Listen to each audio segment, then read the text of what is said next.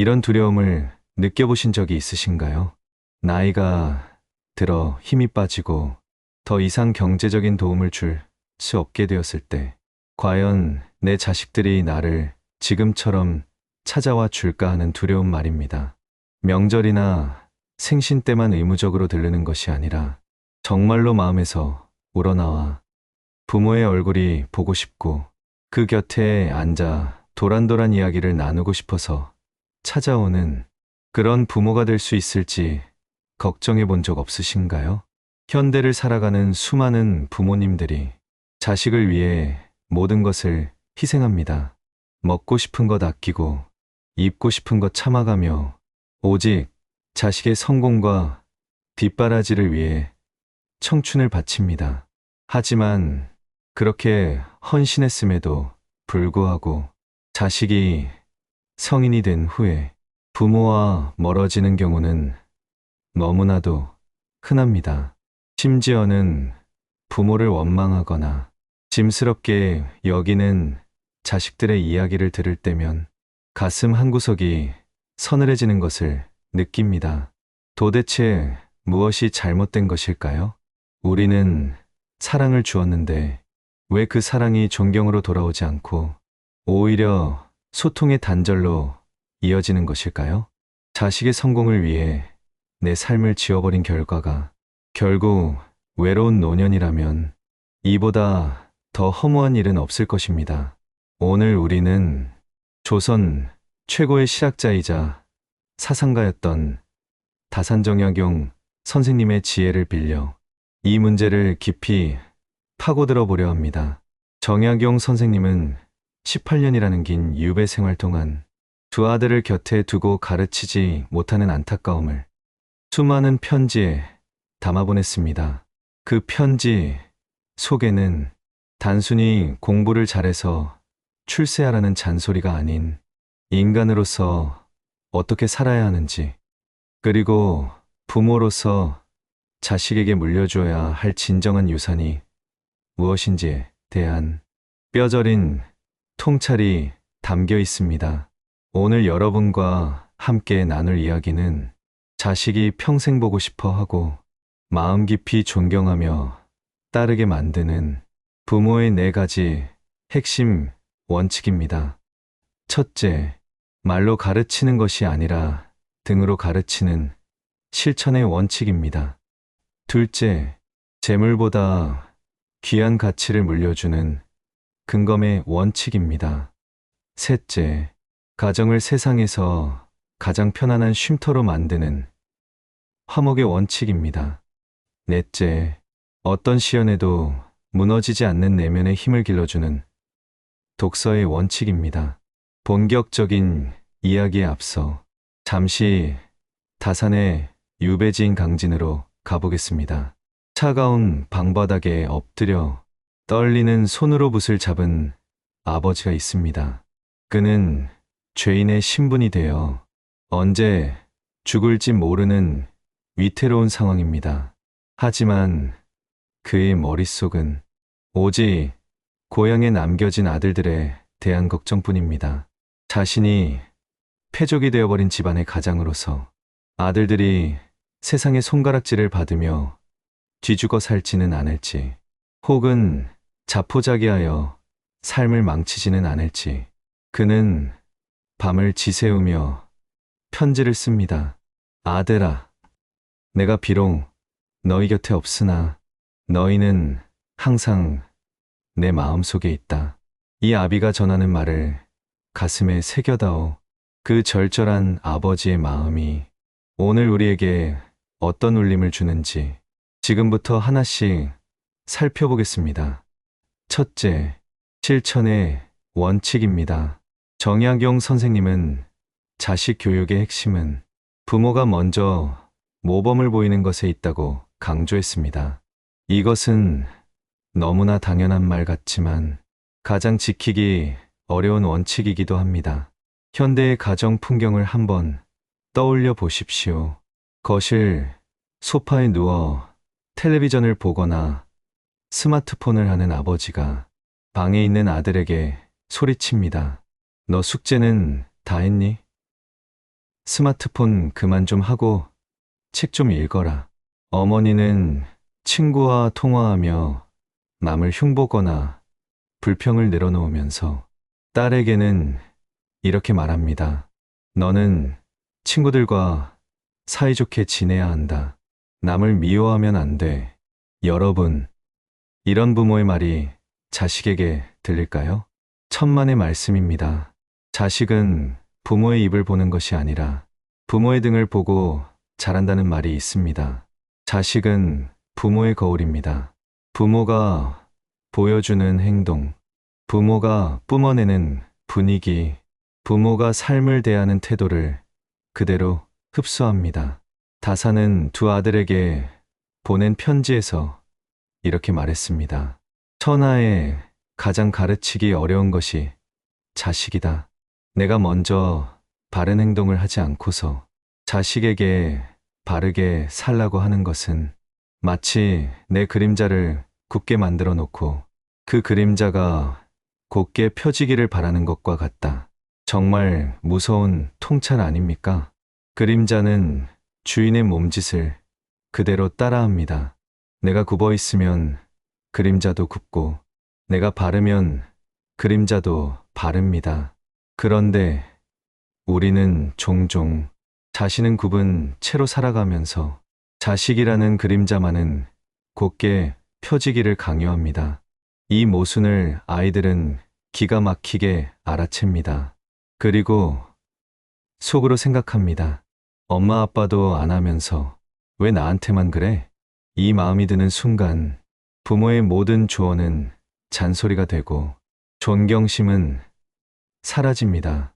어느 날 저녁 식사 자리에서 있었던 일입니다. 한 아버지가 회사 일로 잔뜩 화가 나 있었습니다. 식사 내내 반찬 투정을 하고 아내에게 짜증을 냈습니다. 분위기는 살얼음판 같았죠. 그러다 갑자기 아들에게 묻습니다. 너 이번 시험 잘 봤어?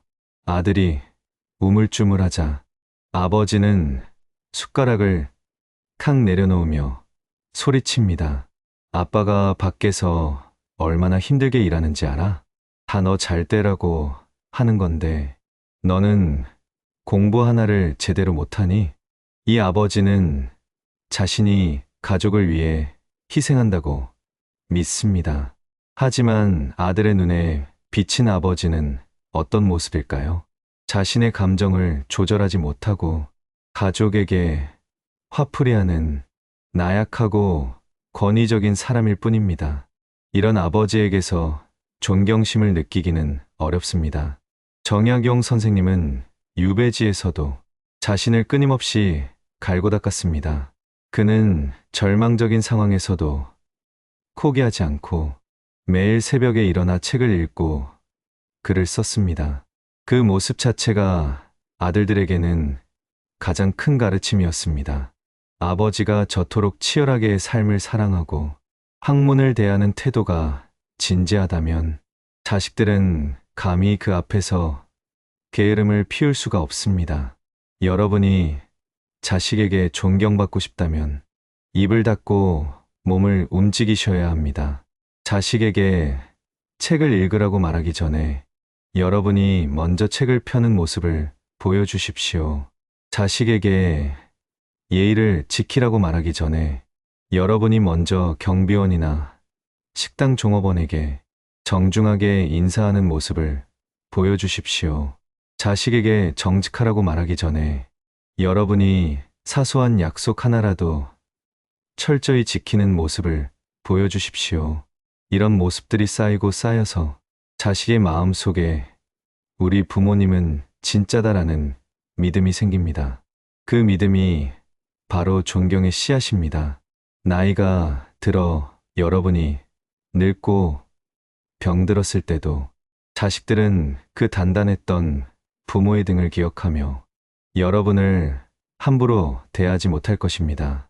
존경은 강요하는 것이 아니라 삶으로 증명하는 것입니다. 둘째, 근검의 원칙입니다. 여기서 근검이란 단순히 돈을 아끼는 짠순이, 짠돌이가 되라는 말이 아닙니다. 삶을 대하는 성실한 태도와 물질에 휘둘리지 않는 단단한 가치관을 물려주는 것을 의미합니다. 요즘 많은 부모님들이 착각하는 것이 하나 있습니다. 내가 고생해서 돈을 많이 벌어 놓으면 내 자식은 고생 안 하고 행복하게 살겠지. 그래서 자식에게 아파트 한 채라도 더 물려주려고 평생을 아등바등하며 살아갑니다. 하지만 정약용 선생님은 이런 생각이 자식을 망치는 지름길이라고 경고했습니다. 그는 이렇게 말했습니다. 재물을 자식에게 물려주는 것은 마치 독약을 물려주는 것과 같다. 재물이 많으면 자식은 게을러지고 그 재물을 지키기 위해 형제간에 다투게 되며 결국은 집안을 망치게 된다. 실제로 우리 주변을 보십시오. 부모가 남겨준 막대한 유산 때문에 법정에서 소송을 벌이며 남보다 못한 사이가 된 형제들이 얼마나 많습니까? 부모가 땀 흘려번 돈을 자식은 공짜로 얻은 것이기에 그 가치를 모릅니다. 쉽게 얻은 것은 쉽게 사라집니다. 더 무서운 것은 그 과정에서 자식의 자생력이 사라진다는 것입니다. 스스로 노력해서 무언가를 성취해 본 경험이 없는 자식은 작은 시련에도 쉽게 무너집니다. 그리고 끊임없이 부모에게 손을 벌립니다. 나이가 40, 50이 되어서도 사업하게 돈 좀 주세요. 집 넓혀야 하니 도와주세요. 라며 부모를 조릅니다. 이런 자식이 과연 늙은 부모를 존경하고 사랑할까요? 아니면 부모를 단지 돈 나오는 기계로 여길까요? 다사는 아들들에게 편지로 이렇게 당부했습니다. 내가 너희에게 물려줄 밭은 없으나 평생 써도 닳지 않는 두 글자를 유산으로 주겠다. 하나는 근이요, 하나는 검이다. 부지런함과 검소함. 이 두 글자만 있으면 너희는 결코 가난해지지 않을 것이다. 다산이 말하는 그는 오늘 할 일을 내일로 미루지 않고 매 순간 최선을 다하는 태도입니다. 검은 옷은 몸을 가리는 것으로 족하고 음식은 배를 채우는 것으로 족하다는 소박하고 당당한 마음가짐입니다. 어느 어머니의 이야기를 들려드리겠습니다. 그녀는 넉넉지 않은 형편에도 자식들이 원하면 무엇이든 다 해주었습니다. 비싼 브랜드의 옷, 최신형 스마트폰, 자식 기죽지 말라고 무리해서 다 사주었죠. 정작 본인은 몇 년 된 낡은 외투를 입으면서요. 그런데 자식이 커서 취직을 했는데 월급이 적다고 일이 힘들다고 몇 달 만에 그만두고 집에 들어앉았습니다. 그리고는 어머니에게 용돈을 달라고 화를 냅니다. 엄마 때문에 내가 기죽어 살잖아. 남들처럼 집이라도 한 채 해주든가. 이 어머니는 피눈물을 흘리며 후회했습니다. 내가 자식을 사랑한 게 아니라 자식을 무능력하게 만들었구나. 반면에 어릴 때부터 자식에게 결핍을 가르친 부모가 있습니다. 가지고 싶은 것이 있어도 바로 사주지 않고 용돈을 모아서 사게 하거나 집안일을 돕게 하여 그 대가로 얻게 했습니다. 돈의 가치와 노동의 신성함을 가르친 것입니다. 이런 자식들은 성인이 되어 사회에 나가서도 쉽게 좌절하지 않습니다. 남의 떡을 부러워하기보다 자신의 땀으로 일군 작은 성취에 감사할 줄 압니다. 그리고 무엇보다 자신을 이렇게 단단하게 키워준 부모에게 깊은 감사를 느낍니다. 부모님이 내게 돈은 물려주지 않으셨지만 세상을 살아갈 수 있는 근육을 물려주셨구나. 이 깨달음이 올 때 자식은 부모를 진심으로 존경하게 됩니다. 여러분, 자식에게 통장을 물려주려 하지 마십시오. 대신 태도를 물려주십시오. 물건을 아껴 쓰는 모습, 작은 돈도 허투루 쓰지 않는 모습, 그리고 자신의 일에 자부심을 가지고 성실하게 임하는 모습을 보여주십시오. 그것이 자식의 뼛속에 스며들면 그 자식은 평생 굶어 죽을 일이 없습니다. 그리고 나중에 여러분이 빈손으로 늙어갈 때 자식은 여러분의 주름진 손을 잡으며 말할 것입니다. 아버지, 어머니, 덕분에 제가 이렇게 사람 구실하며 삽니다. 감사합니다. 이것이 진정한 유산입니다. 셋째, 화목의 원칙입니다. 정약용 선생님은 가정을 서로의 허물을 덮어주고 따뜻한 온기가 흐르는 곳이어야 한다고 했습니다. 그런데 현대의 가정은 어떻습니까? 밖에서 지친 몸을 이끌고 집에 들어오면 또 다른 전쟁터가 기다리고 있지는 않습니까? 자식이 부모 집에 오기를 꺼리는 가장 큰 이유는 그곳이 불편하기 때문입니다. 오랜만에 부모님 댁에 가면 현관에 들어서자마자 평가와 비난이 시작됩니다. 너 얼굴이 왜 이렇게 상했니? 밥은 먹고 다니냐? 걱정으로 시작된 말은 곧 잔소리로 변합니다. 옷 입은 게 그게 뭐니? 승진은 언제 하니? 결혼은 언제 할 거니? 옆집 아들은 이번에 큰 아파트로 이사 갔다더라. 이런 대화가 오가는 식탁은 음식을 먹는 자리가 아니라 체한 음식을 억지로 삼키는 고문의 자리가 됩니다. 자식은 생각합니다. 아, 집에 오면 숨이 막혀. 빨리 밥만 먹고 가야지. 그리고 점점 발기를 끊게 됩니다.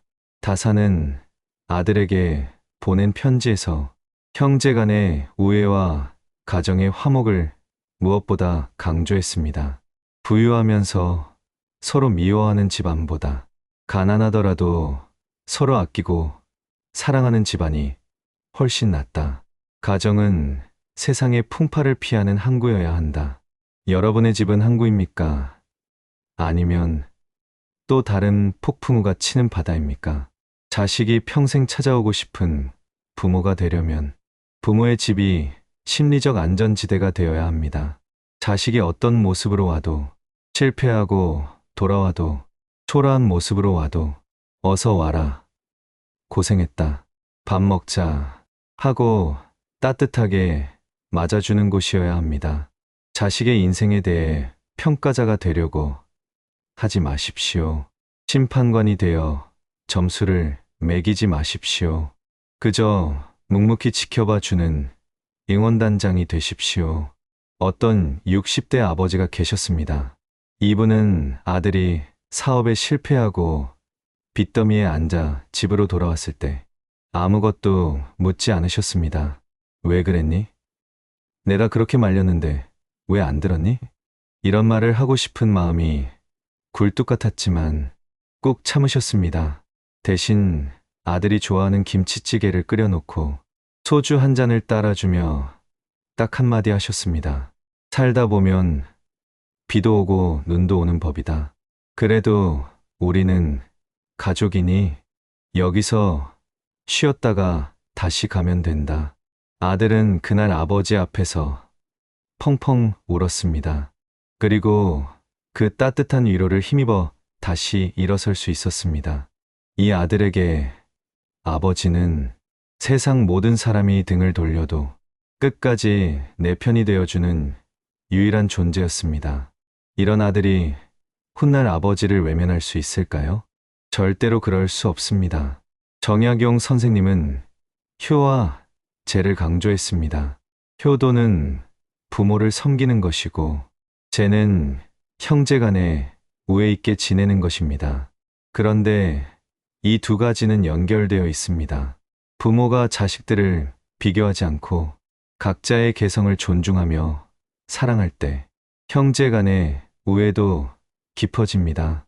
형은 잘하는데 너는 왜 그 모양이니? 동생 좀 보고 배워라. 이런 비교는 형제 사이를 원수로 만들고 결국 부모에 대한 반감으로 이어집니다. 여러분의 입에서 나오는 말이 칼이 되지 않도록 조심하십시오. 여러분의 집이 세상에서 가장 따뜻한 난로가 되도록 만드십시오. 자식이 문을 열고 들어왔을 때 음식 냄새와 함께 편안한 공기가 느껴지게 하십시오. 엄마, 아빠 집에 오면 왠지 마음이 놓여요. 여기 오면 잠이 잘 와요. 자식에게 이런 말을 듣는다면 여러분은 자식 농사에 성공한 것입니다. 그런 집에는 오지 말라고 해도 자식들이 제 발로 찾아와 눕게 되어 있습니다. 평화로운 가정. 그것이 자식을 부르는 가장 강력한 자석입니다. 마지막, 넷째, 독서의 원칙입니다. 여기서 독서는 시험 점수를 잘 받기 위한 공부가 아닙니다. 인생의 고난을 해석하고 마음을 다스리는 힘을 기르는 것을 말합니다. 정약용 선생님은 유배지에서 자식들에게 끊임없이 책을 읽으라고 권했습니다. 독서야말로 인간이 할 수 있는 가장 고귀한 일이다. 독서를 하지 않으면 짐승과 다를 바가 없다. 왜 다사는 그토록 독서를 강조했을까요? 그는 알았습니다. 인생에는 반드시 시련이 닥친다는 것을요. 자신이 겪은 유배 생활처럼 억울한 일, 슬픈 일, 감당하기 힘든 고통이 사랑하는 아들들의 인생에도 찾아올 수 있음을 알았습니다. 그때 무너지지 않고 버틸 수 있는 힘은 돈이나 권력이 아니라 내면의 단단함에서 나온다는 것을 뼈저리게 느꼈기 때문입니다. 현대의 부모님들은 자식에게 공부해서 좋은 대학 가라, 공부해서 좋은 직장 잡아라 라고 말합니다. 이것은 생존을 위한 독서입니다. 하지만 다산이 말한 것은 존재를 위한 독서입니다. 마음이 불안할 때 옛 성인들의 말씀을 읽어라. 그러면 마음이 차분해지고 갈 길을 찾게 될 것이다. 자식에게 평생 보고 싶은 부모가 되려면 부모 자신이 먼저 지혜로운 어른이 되어야 합니다. 나이가 들수록 아집과 편견에 사로잡히기 쉽습니다. 내가 살아봐서 아는데 요즘 애들은 말이야 라며 자신의 경험만을 정답이라고 우기는 꼰대가 되면 자식은 부모와 대화하기를 거부합니다. 하지만 책을 가까이 하고 늘 새로운 것을 배우려는 열린 마음을 가진 부모는 다릅니다. 자식의 고민을 깊이 있게 들어주고 인생의 선배로서 통찰력 있는 조언을 해줄 수 있습니다. 어떤 70대 할머니가 계십니다. 이분은 눈이 침침해지셨지만 돋보기를 쓰고 매일 신문을 읽고 인문학 책을 읽으십니다. 손주들이 와서 요즘 유행하는 이야기를 해도 전혀 막힘없이 대화가 통합니다. 오히려 손주들이 놀라서 묻습니다. 할머니, 그거 어떻게 아셨어요? 그러면 할머니는 웃으며 말씀하십니다. 세상이 어떻게 변하는지 알아야 너희랑 말이라도 섞지. 자식들이나 손주들이 고민이 있을 때 이 할머니를 가장 먼저 찾습니다. 할머니는 섣불리 해결책을 주려 하지 않고 책에서 읽은 구절이나 예시하기를 빗대어 스스로 답을 찾도록 도와주십니다. 이런 부모님 곁에는 항상 사람이 모입니다. 지혜의 향기가 나기 때문입니다. 정약용 선생님은 패종망한 집안일수록 더욱 독서에 힘써야 한다. 그래야만 다시 일어설 수 있는 기품을 갖게 된다고 했습니다. 우리의 삶이 비록 초라해 보일지라도 정신만큼은 고귀함을 잃지 않아야 합니다. 부모가 나이 들어서도 끊임없이 배우고 성장하는 모습을 보일 때 자식은 부모를 늙은 노인이 아니라 존경하는 스승으로 바라보게 됩니다. 여러분, 텔레비전을 끄고 책을 드십시오. 그리고 자식과 함께 인생에 대해, 행복에 대해, 정의에 대해 이야기를 나누십시오. 아빠가 오늘 이 책을 읽었는데 이런 내용이 있더라. 너는 어떻게 생각하니? 이렇게 물어봐 주십시오. 그 대화의 수준이, 그 깊이가 자식으로 하여금 여러분을 다시 보게 만들 것입니다. 육체는 늙어가지만 정신은 날마다 새로워지는 부모. 그런 부모와의 대화는 언제나 즐겁고 유익합니다. 그래서 자식은 바쁜 일상 속에서도 그 지혜의 샘물을 마시기 위해 부모를 찾아오게 됩니다. 자, 이제 오늘 나눈 정약용 선생님의 4가지 지혜를 정리해 보겠습니다. 자식이 평생 보고 싶은 부모가 되는 길. 그것은 멀리 있는 것이 아닙니다. 첫째, 실천입니다. 말로만 가르치지 말고 부모가 먼저 바른 삶을 살아내는 등을 보여주십시오. 존경은 거기서 시작됩니다. 둘째, 근검입니다. 돈을 물려주려 하지 말고 성실함과 검소함이라는 삶의 태도를 유산으로 남기십시오. 그것이 자식을 평생 지켜줄 갑옷이 됩니다. 셋째, 화목입니다. 비난과 비교를 멈추고 자식을 있는 그대로 품어주는 따뜻한 안식처가 되어 주십시오. 그리우면 찾아오게 되어 있습니다. 넷째, 독서입니다. 나이 듦을 핑계로 멈추지 말고 끊임없이 배우고 성찰하여 지혜로운 어른이 되십시오. 자식은 여러분의 지혜를 사랑하게 될 것입니다. 여러분, 부모 노릇한다는 것은 참으로 어렵고 고단한 일입니다. 끝이 없는 수행과도 같습니다. 다산정약용 선생님도 유배지의 고통 속에서 수없이 자신을 채찍질하며 아버지의 길을 고민했습니다. 우리가 완벽한 부모가 될 수는 없습니다. 하지만 적어도 어제보다 조금 더 나은 부모, 조금 더 성숙한 어른이 되려고 노력할 수는 있습니다.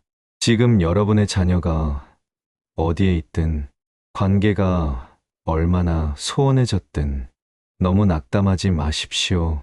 오늘부터라도 늦지 않았습니다. 잔소리 대신 따뜻한 밥 한 끼를, 비난 대신 묵묵한 들어줌을, 용돈 봉투 대신 여러분의 성실한 삶의 모습을 보여주기 시작하십시오. 진심은 반드시 통합니다.